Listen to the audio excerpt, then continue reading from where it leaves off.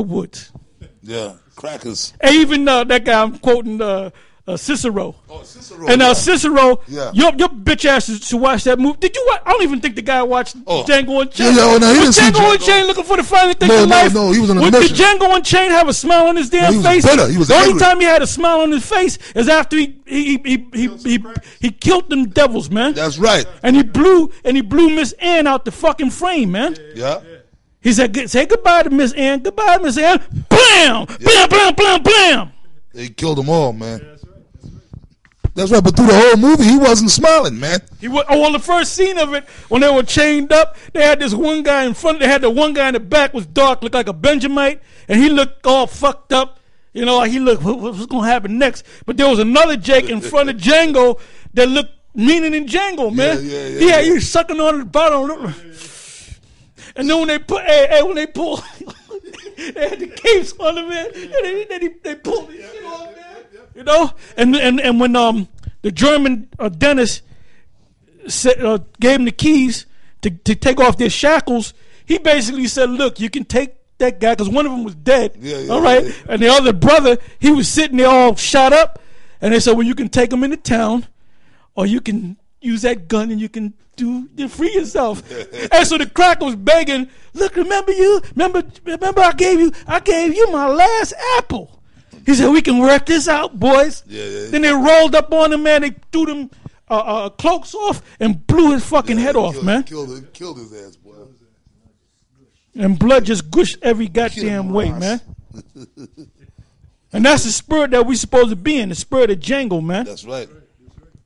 This is Ecclesiastes 7:7. Surely oppression maketh a wise man mad. Asshole, man. So I guess you're not oppressed, man. You're not oppressed. Where you get all that money from, man? And then even if you had money, you're still oppressed. And look at Mayweather. Mayweather's a multi-millionaire, and he's oppressed, man. Anytime he whips somebody's ass, they talking shit about him. Well, you didn't knock the guy out, you didn't do this, and you can't beat that. He beat everybody in front of his ass, man. That's right. That's right. So he's oppressed with the millions, man. Go ahead. This is Isaiah chapter 38, verse 15. What shall I say? He hath both spoken unto me, and himself hath done it. I shall go softly all my years in the bitterness of my soul. Yep. That's a cut. And that only applies to the elect of Israel. So you obviously came in on another boat. Go ahead, speak. I just want to throw a Give quick me point in. Ezekiel 9 and which 4. proves that the Israelite man is under the fucking curses, asshole. Because Elder Tahar just mentioned Mayweather. Every time he beat somebody's ass, they still talk shit about it because he's a black man. Yeah, Mayweather's this and he's that. We don't. Now, Pacquiao, that fucking heathen. Every time. Speaking of Mayweather, I got a video where Mayweather comes out and says, "I'm a black Jew." He be watching 38, this. verse 15. He hath both spoken unto me, and himself hath done it. I shall go softly all my years in the bitterness of my soul. Yep. That's a cut. And that only applies to the elect of Israel. So you obviously came in on another boat.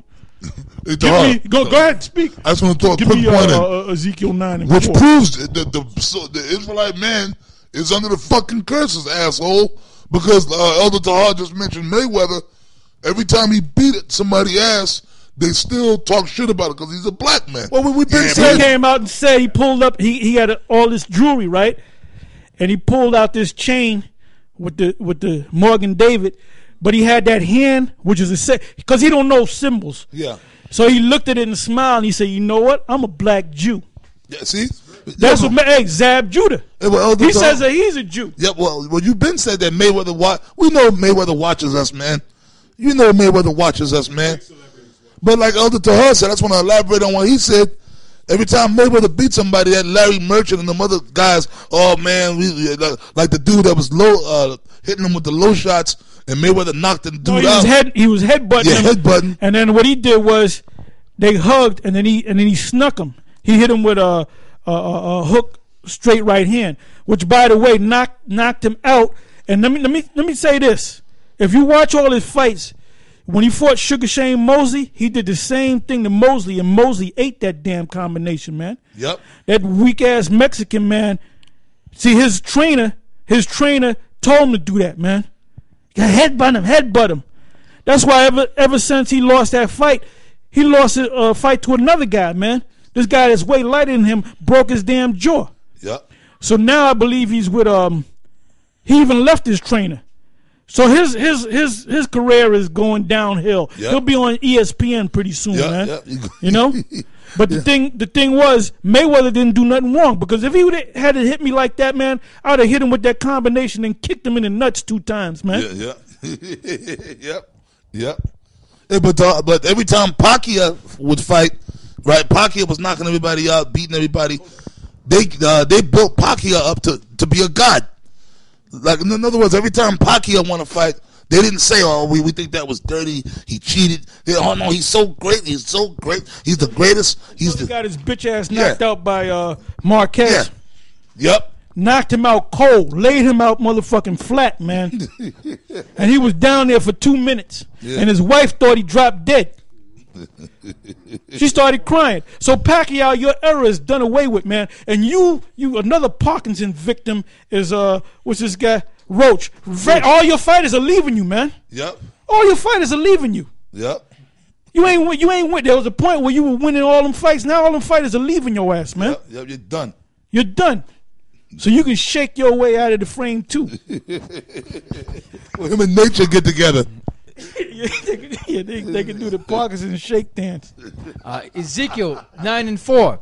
And the Lord said unto him, Go through the midst of the city, through the midst of Jerusalem, and set a mark upon the foreheads of the men that sigh and that cry for all the abominations that be done in the midst thereof. Yeah, and where you speak at, you're a couple of blocks away from Greenwich Village, man.